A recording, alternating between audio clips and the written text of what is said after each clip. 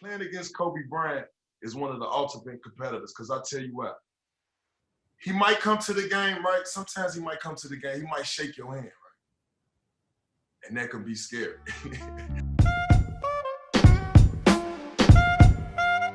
You looked at that calendar and you saw the Lakers were coming to town, or you, whether you were with Boston or you were with Memphis, were going to LA to play him at Staples Center. What went through your mind automatically?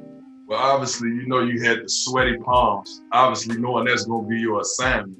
But me focusing right in instantly, going right to the video director, asking him, you know, for film.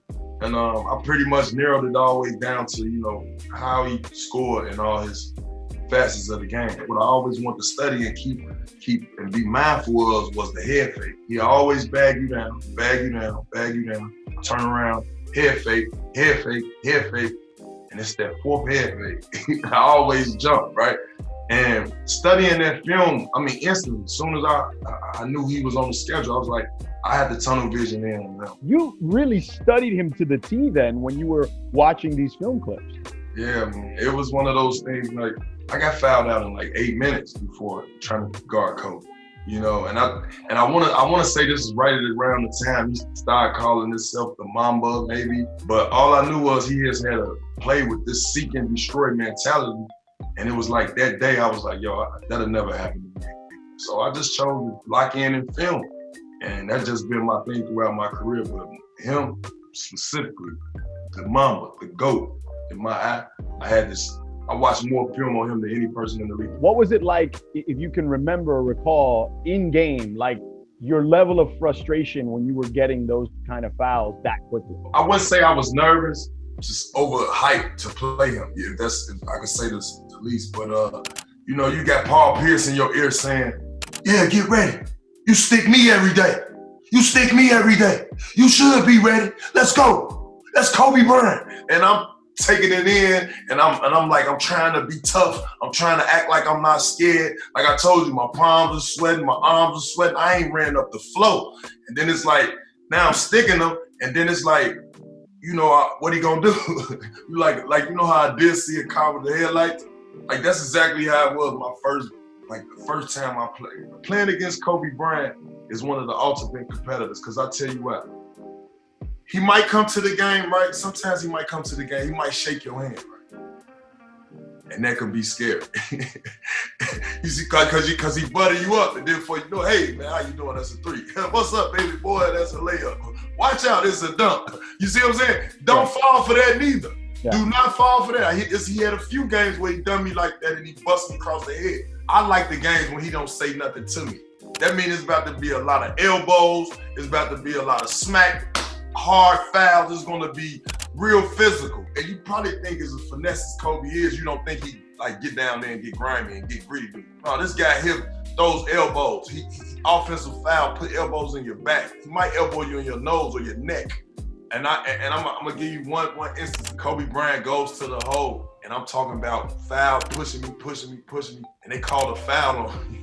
I couldn't believe it, because we was fighting, like he was getting away with a lot of stuff, and I didn't want to lose my temper. I just laid down on the ground. I said, it's about to be a war. I knew then I was first team all defense that year. Work ethic, the time, the energy, the pressure that Doc was putting in my ear. Paul Pierce trying to gas me up. You just put all that together. That was the reason why I didn't let my head down guarding him. Like he might hit 5, 6, 7 in a row. So what? So what? He was just the most cockiest, confident, I want to say arrogant, but he just knew he was the greatest player, like at all times. And I wanted to compete with that mentality, knowing that I was the best defender. You're a physical defender. There's no question. Like, you watch your game, everybody knows that you're a very physical defender. Did you get the sense that he enjoyed the physicality? No, I had no idea. This is the greatest player that I ever played against in the world. I never thought he'd even acknowledge me. Kobe, toughest defender for you? Tony Allen. That's easy. Yeah. Tony Allen. My fault. Really? Yeah, he was the only one that wasn't crying for help. I would have loved to have a sit down with him. You know, we laugh and joke about, you know, him winning in 10, us winning it in 8. But for him to acknowledge that, I just didn't know which TA he was talking about. you go, you know, because I want to get more in depth and probably build a friendship or whatever more so than anything. And I wanted to emulate that same kind of academy on the defensive side. And now that I look back, we look at those competitors and we gotta look, say Kobe and TA. Yeah, that was one to watch, man. You look back at the records, man. Would you say that he was the toughest shot maker that you ever saw play the game? Most definitely. One that just popped to my mind. I hate to throw the Hall of Fame flash out there, but I remember Kobe Bryant hit that three at the buzzer off the glass for the game. That just goes to show you his degree of difficulty in a shot he's not worried. You said you and him didn't go back and forth very much on talking, but I would imagine that at some point in all the years you played, you saw him go at one of your teammates, you know, John, back and forth. Which is the one that sticks out the most that you just laugh when you think about him, John, with one of your teammates? I used to always see him and Paul, you know, bicker at each other, you know. But for the most part, man, I didn't really see Kobe talk too much, man, because he was all about business. It was like he was ready to get this moment. And whenever he could do that little moment right there, it's like it's nothing else to talk about. That's when it's time for him to start saying, hey, man, hey, who y'all play next? Who y'all play tomorrow? And that's when you know you lost. That's when you know you lost. Thanks for watching ESPN on YouTube. For live streaming, sports, and premium content, subscribe to ESPN+.